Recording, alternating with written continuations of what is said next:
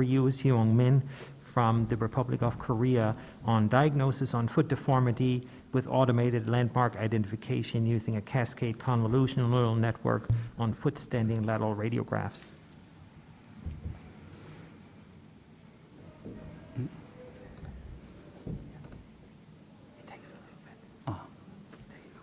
Thank you, Chairman. It's a great honor to have an opportunity to present research in our laboratory. I am Seung-min Ryu. I am going to present it in the order of general research paper. The definition of flatfoot generally refers to hindfoot valgus and forefoot abduction. The collapse of medial longitudinal arch can cause a loss of elasticity while walking. The prevalence of flatfoot varies widely from country to country. According to several studies, Saudi Arabia showed 5% and Israel showed more than 10%, and United States showed 3% respectively. This difference may be due to racial differences. However, I think it was due to differences in diagnostic method. Since these diagnostic methods are subjective, I think they are a little unreliable. A weight-bearing lateral radiograph is considered golden standard for diagnosing adult-acquired flatfoot deformity.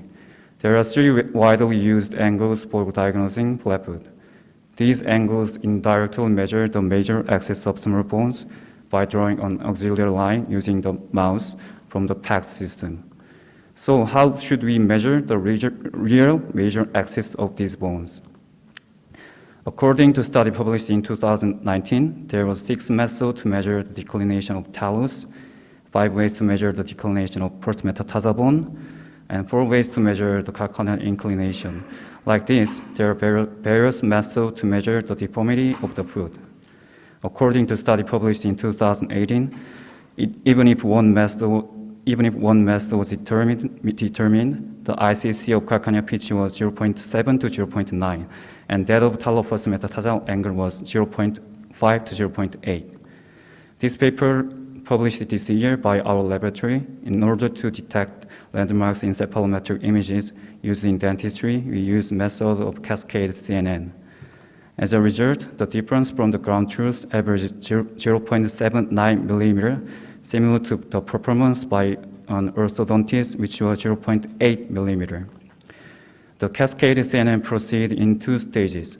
First, optimal ROI is detected for landmark detection. Second, it detects landmarks within the ROI. This study hypothesized that a developed DLM using cascade unit would perform well at landmark detection in weight-bearing lateral radiograph of the foot. We will evaluate first the accuracy of automated identified landmarks. Second, whether the accuracy of human observers improves under the DLM guidance. Third, interoperable reliability. Finally, validation under the external data set. Among 1,200 weight-bearing lateral radiographs, randomly selected 1,050 radiographs were selected as train set, and the remaining 150 radiographs were selected as test set. In addition, the same weight-bearing lateral radiographs were selected in AMC and RERA for external validation. The radiographs of internal data set were examined in uniform format. However, the external radiographs were examined more irregularly. An orthopedic surgeon who served as a military doctor for 3 years shows 25 landmarks. These landmarks divide into 4 categories, such as calcaneal inclination, reference point, talus, and first metatarsal bone. The total of 150 test set images measured by observer A is ground truth. DLM also predicted for those test set images.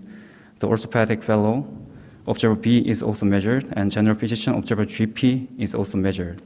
2 weeks later, 3 human observers repeatedly measured 50 randomly selected images from the previous test set to evaluate the inter-observer reliability. 4 weeks later, observer B and GP remeasured the previous test set images once again under the DLM guidance. This is ground truth label. This is predicted landmarks by DLM. This is measured by human observers under the DLM guidance. In this way, the difference in distance was first analyzed, and using 3 landmarks, we eventually created an angle for diagnosing flatfoot and analyzed the difference in degrees. The first table analyzed the absolute measurement error of the distance between DLM and human observers. The result predicted by DLM showed that mean error were less than 1 millimeter. The result measured by human observers are from 1 to 2 millimeter, which is worse than the DLM. Under the DLM guidance, the overall performance of human observers has improved. The second table analyzed the absolute measurement error of the angles between DLM and human observers. The result predicted by DLM showed that the mean error were 1.37 degrees. The result measured by human observer were more than about 2 degrees, which was worse than the DLM. However, the angle difference decreased when human observers remeasure under the DLM guidance. In addition, it took more than 3 hours for human observers to measure. Under the DLM guidance, the time was shortened by more than 1 hour. The third table is diagnostic AURC comparison through angles. The AURC of DLM was very high, from 0.95 to 0.99, and that of human observers was worse than the DLM. Under the DLM guidance, these have increased generally. The first is the table showing the inter-observer reliability in angle. Observer A, who has much experience measuring angles while dedicated to military doctor, showed better angle differences than other observers and good ICC results. From now on, we will show the external validation results, and the figure below is an example. DLM has a quite performance even in external validation. The fifth is a table showing the result of external validation. It is assumed that external validation results were worse than the test set because the images were irregular, as previously seen. However, since the result of predicted DLM on external validation showed that mean error were about 2 degrees. Therefore, 2 degrees, we think DLM is quite practical. There are many unmet needs for measurement research in musculoskeletal imaging, such as scoliosis and hallux valgus. We hope this study will be the cornerstone of opening a new medical field called quantitative medicine using deep learning. In addition, it is also necessary to study end-to-end learning instead of measuring angles. In conclusion, this DLM model showed a favorable outcome for diagnosis of foot deformity. Under the guidance of this DLM model, inexperienced doctors can benefit from the diagnosis of foot deformity. This DLM model also showed a favorable outcome on external validation. Thank you for your attention.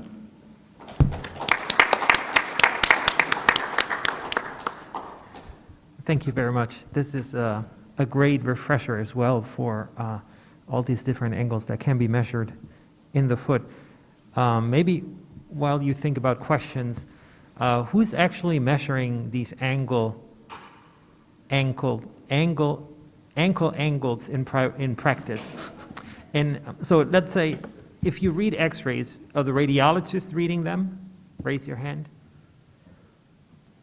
Or are the podiatrists or the orthopedic surgeons doing your angle measurements? Okay, so it's split. And most do not measure at all? Maybe it is a trivial thing, I think. So that leads to my question, right? Yeah. So in your practice, do you think this is going to be a tool for the radiologist or for the orthopedic surgeon / podiatrist or for both? I think in point of radiologist, it is important for diagnosing something, but angle measuring is a little bit trivial, and the physical examination and the pain is much important. So I think it is much important for orthopedic surgeon or physicists, I think. Yeah, I think another challenge for such studies is that you don't have a gold standard, so you have to, I think it was very elegant to go by precision and agreement, but one is left wondering where the truth is, right? Eventually. So I think what you said, that symptoms guide the treatment.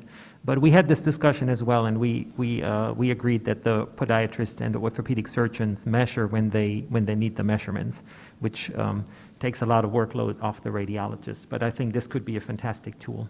Thank you for your comment. I have one additional question. You evaluated this in a research setting, but obviously it would be very useful if you can implement this in everyday clinical practice. So if you open up the study automatically you have the measurements there. Is there any intent from your group of bringing this to the market or as a product? There's not accurate plan, however, we will make something about that. I think we can do it because there's a spin-off industry company in our laboratory, so I think it is possible. Thank you for your comment. Any more questions from the audience? Okay, thank you very much.